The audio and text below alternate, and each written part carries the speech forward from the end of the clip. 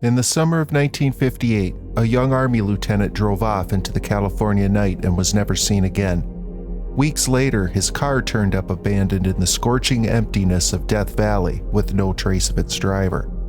What happened to First Lieutenant Paul Whipkey remains one of the military's most baffling cold cases, a puzzle of strange clues, official silence, and haunting theories. Was he a deserter fleeing his post, a troubled soul who met a tragic end, or a pawn in some secret Cold War mission? Today we look at the known facts and lingering mysteries surrounding Lieutenant Whipkey's disappearance. So if these are the kind of mysteries you're into, please go ahead and hit that like button, make sure to subscribe, and leave us a comment on what you think happened.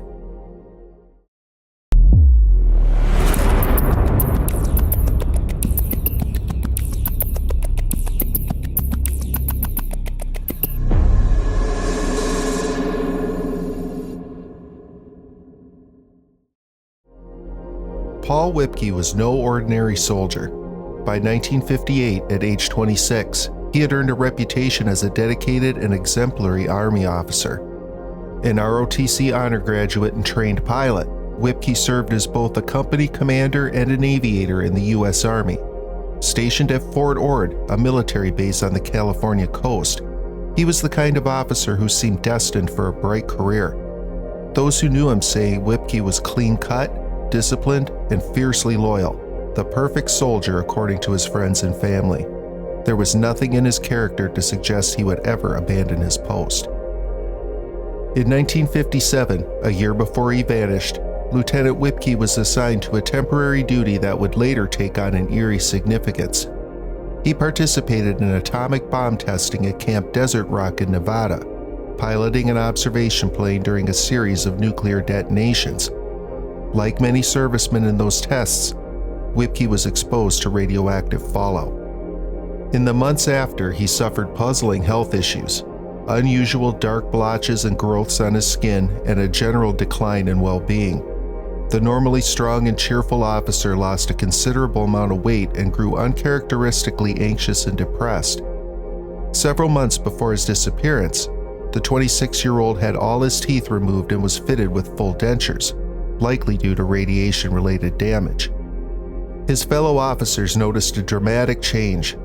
Whipkey, once outgoing and steady, had become quieter and more tense as 1958 went on. Some would later wonder if these troubles set the stage for what came next. Thursday, July 10, 1958, was a routine afternoon at Fort Ord. Lieutenant Whipkey, living in the bachelor officers' quarters, told his fellow officers he was heading into nearby Monterey for a drink. This was hardly unusual. Monterey was just a mile away and a popular spot for an off-duty evening. Whipkey left the base in his white 1951 Chevrolet, wearing civilian clothes and promising to be back soon. No one realized it at the time, but he was about to slip into oblivion. Whipkey never returned. What happened after he drove away from the base is one of the great mysteries of this story. Instead of going into Monterey as stated, Whipkey started a baffling journey across California. Army investigators later discovered that he traveled hundreds of miles southeast that night. By early the next morning, Whipkey had reached the Mojave Desert. He checked into White's Motel in the small town of Mojave, California, about 350 miles from Fort Ord. The motel register bore his signature, proving that he spent the night there. Nothing seemed amiss as he checked out in the morning, and the motel staff reported no disturbances. On July 11th, the very next day, Whipkey's trail surfaced one final time.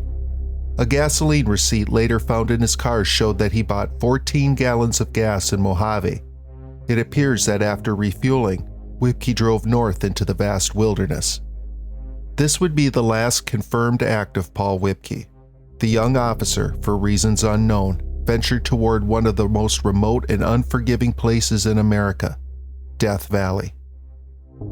Back at Fort Ord, when Whipkey missed the routine morning check-in on July 11th, the Army grew concerned. By that afternoon, he was officially marked absent without leave, or AWOL. Perhaps at first, his superiors assumed he'd turn up after a short unauthorized jaunt, but as days passed with no word, the situation looked increasingly grim.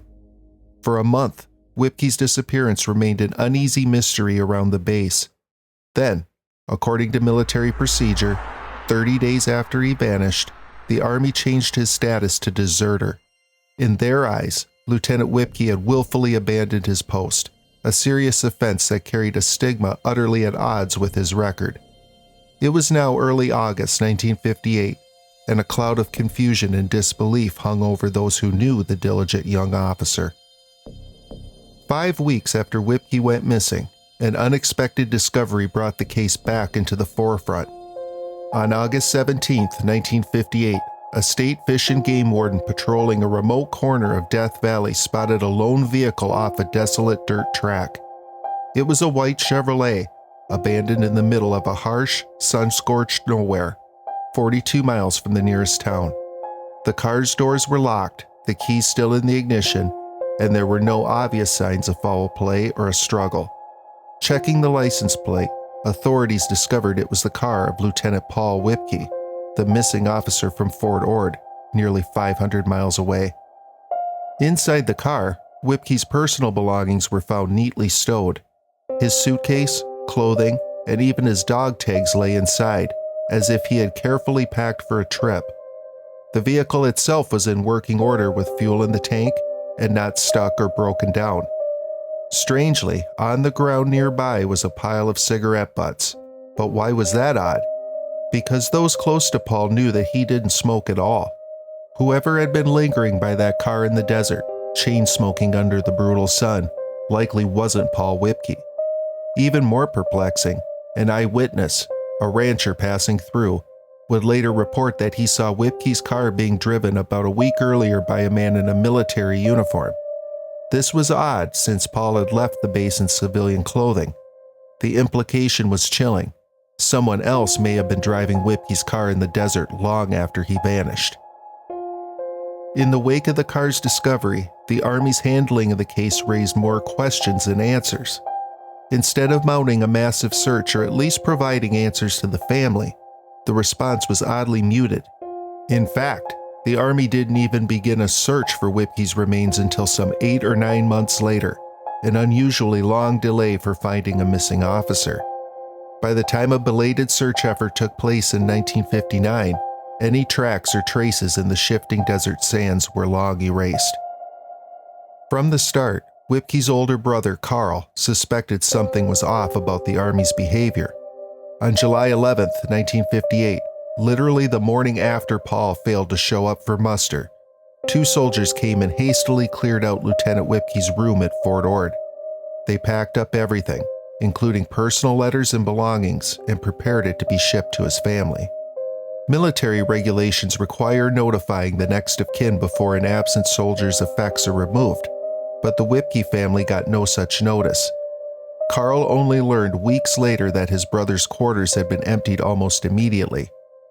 "I was very suspicious of this action as soon as I discovered it," Carl later said, noting that this premature cleanup was not just bizarre, but likely in violation of procedure.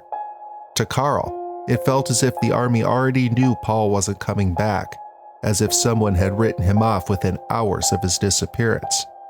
There were other troubling developments. After the car was found, Carl Whipkey learned of it only by accident.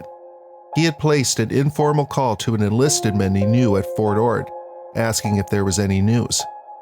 In response, a shocked young officer blurted out that Paul's car had turned up in Death Valley.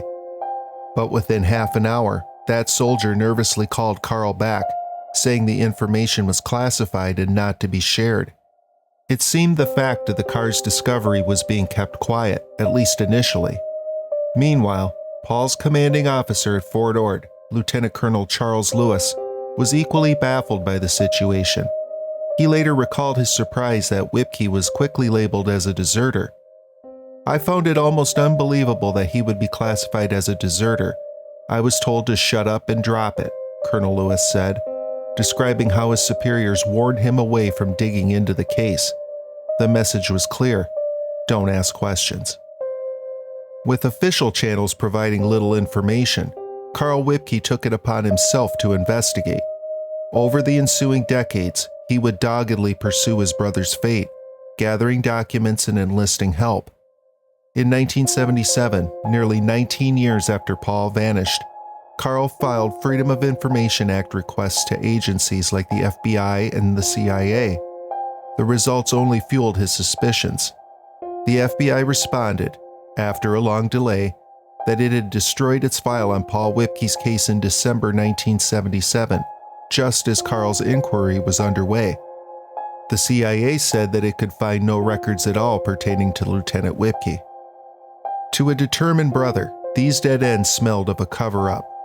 Carl amassed thousands of pages of military records and even won sympathetic ears in Congress, but each answer seemed to lead to only more questions.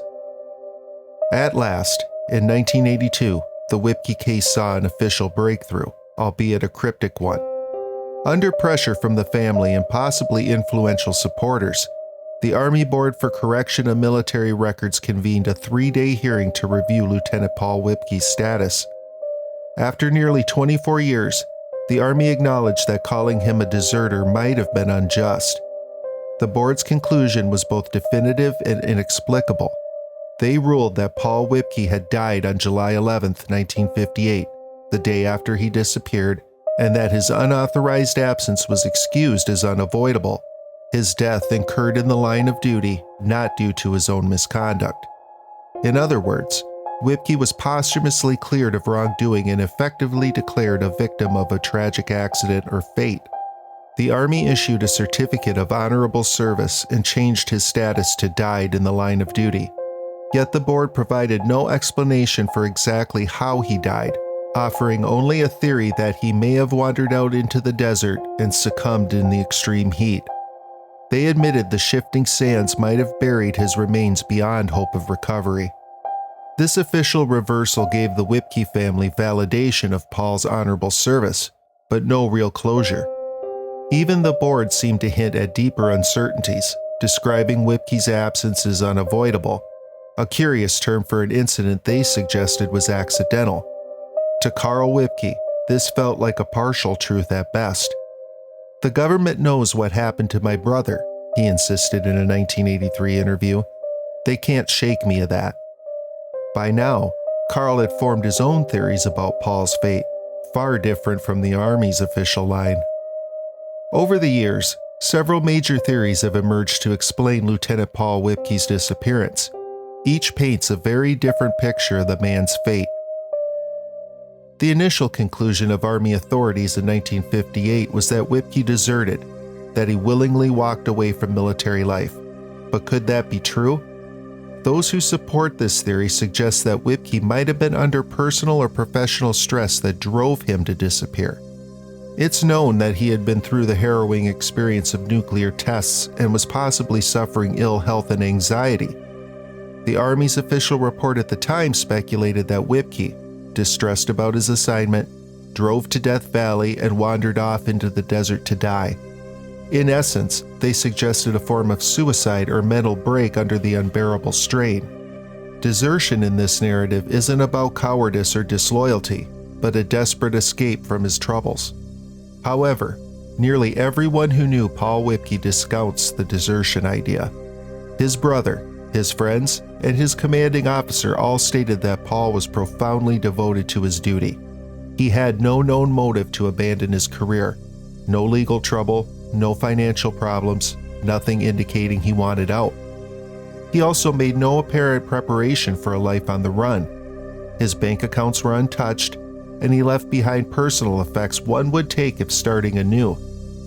Carl Whipkey often pointed out the absurdity of the notion. "Nobody would go AWOL in a hellhole like Death Valley," he said bluntly. "There are easier ways to kill oneself than dehydration." Indeed, if Paul intended to disappear voluntarily, driving into one of the most inhospitable places on Earth to do it seems an unlikely choice. This theory also fails to account for the evidence of another person possibly handling his car. Unless Whipkey had an accomplice or a very complex plan, desertion doesn't seem to match the facts. For these reasons, most investigators eventually discarded the desertion angle as implausible. Closely related to the desertion idea is the theory of a mental breakdown leading to accidental death. In this scenario, Whipkey may have suffered a psychological crisis as a result of his stress and illness, causing him to behave irrationally. Perhaps the combination of radiation exposure side effects, medications, and mounting anxiety led him to flee the base in a confused state. He may have driven until he ran out of sense, luck, or both. Death Valley's extreme environment, summer temperatures above 120 degrees Fahrenheit, can be deadly for even well-prepared travelers. If Whipkey became disoriented or delusional, he could have wandered away from his car and quickly succumbed to heat exhaustion. With miles of empty desert around, his remains might have been scattered or hidden by the elements, explaining why nothing was found. The Army's 1982 review essentially endorsed this kind of explanation, minus attributing it to mental breakdown. By declaring his death in the line of duty and not due to misconduct, they implied Paul did not intentionally desert but likely died accidentally during an episode beyond his control. Some who knew him did observe that Whipkey had become nervous and not quite himself in the months after the atomic tests. It's possible that the proud young lieutenant hid inner turmoil until it overwhelmed him on that July day. This theory would also fit with the lack of evidence of foul play at the car site, if no struggle occurred because he left the car by his own will. Yet skepticism of this theory remains. If Whipkey had a breakdown, what would explain the cigarette butts and the uniformed driver seen with his car? Those details hint at other people involved, which a lone accident doesn't. Moreover, Whipkey's family insists that while he was under strain, he was far from a man on the brink of insanity. He was making future plans, even strangely telling Carl in January 1958 that he was going to make a name for himself on an upcoming assignment, not expressing hopelessness. The mental breakdown hypothesis is hard to entirely rule out, but many feel it doesn't explain the cover-up actions that followed, such as the packed-up room and secretive attitude of officials. These signs seem to point away from a simple, tragic accident and towards something more deliberately hidden. Perhaps the most intriguing theory is that Lieutenant Whipkey became entangled in a secret intelligence mission. During the late 1950s, the heart of the Cold War, it was not uncommon for military personnel to be recruited into covert operations. Whipkey's background as a disciplined officer and skilled pilot would have made him an attractive candidate for intelligence work. In fact, his commanding officer, Lieutenant Colonel Charles Lewis, later speculated that two mysterious men in civilian attire who visited Whipkey in Nevada in 1957 were part of a recruitment effort. Lewis recalled confronting two unknown men who bypassed normal base check-in procedures to speak with Whipkey at the airfield. They showed credentials from some unspecified government agency when pressed, and subsequently met with Whipkey several more times. After these encounters, Whipkey would return, unusually tense and tight-lipped. This behavior was out of character, and in hindsight, Lewis believed Whipkey had been approached for a CIA assignment. Carl Whipkey too became convinced that Paul was swept up into a clandestine operation. In a phone call months before Paul vanished, Carl heard his brother hint at a special duty, as Paul said he couldn't talk about it, but that it would make a name for him. Carl theorizes that when Paul left Fort Ord on July 10, 1958, he deliberately headed out to that Mojave motel to rendezvous with the intelligence agents. From there, perhaps Paul was covertly flown out of nearby Edwards Air Force Base to some overseas mission in service of his country. If this is true, Whipkey's disappearance was not a disappearance at all. It was a cover story. Carl believes Paul may have even handed his car over to fellow Army personnel as part of the ruse. That would explain why weeks later the car showed up in Death Valley, driven there by someone else to stage a fake, tragic end. The goal of such a deception would be to make it appear that Lieutenant Whipkey died, closing the book on his public identity while he continued on as someone else in clandestine service. It sounds like the plot of a spy novel, but parts of this theory are supported by those odd details: the unknown agents, the early room cleanout, the Army's startling lack of curiosity, and the family being kept in the dark. It's known that the late 1950s saw increasing CIA activity in Southeast Asia, for instance, and skilled pilots were in demand for secret missions. Some have speculated Paul might have been involved in ultra-secret reconnaissance or even an early role in what became the CIA's Air America, which began in 1959. One online comment by a former serviceman said that Whipkey could have been shot down over Laos or another clandestine front of the Cold War, with his stateside death staged as a cover. If so, his true fate would be hidden behind layers of classification. Of course, there is no official confirmation of any intelligence involvement. The CIA, as mentioned, claims to have no record whatsoever on Whipkey, and no whistleblowers have come forward with a definitive link. If Paul did die on a covert mission, the government has kept that secret very well, even 65 plus years later. Carl Whipkey said he would have accepted a simple statement to that effect. If they would just say, yes, he died on a secret assignment, we could live with that. We're all loyal Americans. But until the Army tells us what happened, there will be no peace in our family. To this day, the intelligence theory remains tantalizing yet unproven, a mix of circumstantial evidence and unanswered questions that continues to intrigue researchers. The final major theory is one of straightforward foul play, that Paul Whipkey fell victim to a crime, potentially even at the hands of people within his own sphere, and that the truth was covered up. There are a few variations of this idea. One is that Whipkey was murdered because of something he knew. Recall that Paul had been involved in atomic testing and later became ill. Carl Whipkey found evidence suggesting Paul may have witnessed or even been subject to classified human experimentation during those nuclear tests. Perhaps he discovered a military secret, like soldiers being intentionally exposed to radiation or other hazards, and someone silenced him to keep it from coming out. Carl speculated about nerve gas tests or other deadly trials. If Paul was viewed as a potential whistleblower, he could have been eliminated. In this grim scenario, the hurried cleanup of his room and the destruction of files might have been done to sanitize any evidence of what he had been working on or what had harmed him. Another foul play angle dovetails with the spy theory. Maybe Paul was indeed recruited for covert work, but met with betrayal. For instance, if he became a CIA asset, perhaps fellow agents killed him in a ruthless twist of some operation gone wrong. Or, if foreign intelligence was involved, he could have been kidnapped or assassinated by enemy agents. These versions are pure guesswork, but they show how little is definitively known, allowing the imagination to fill in the blanks with dark possibilities. One eerie footnote that fuels foul play suspicions is the fate of Lieutenant Charlie Guess, a close friend of Paul Whipkey. Guess served with Whipkey during the Nevada tests and again at Fort Ord. In a bizarre coincidence, on July 21, 1958, just 11 days after Whipkey vanished, Lieutenant Guess himself disappeared on a solo flight from a California airfield. His small plane never arrived at its destination. Over a year later, Guess's remains were found in rugged terrain north of Death Valley, alongside the wreckage of a plane. Oddly, the crashed plane bore a different serial number than the one Lieutenant Guess had supposedly taken off in. This anomaly has never been explained. Was it merely a clerical mix-up, or something more sinister?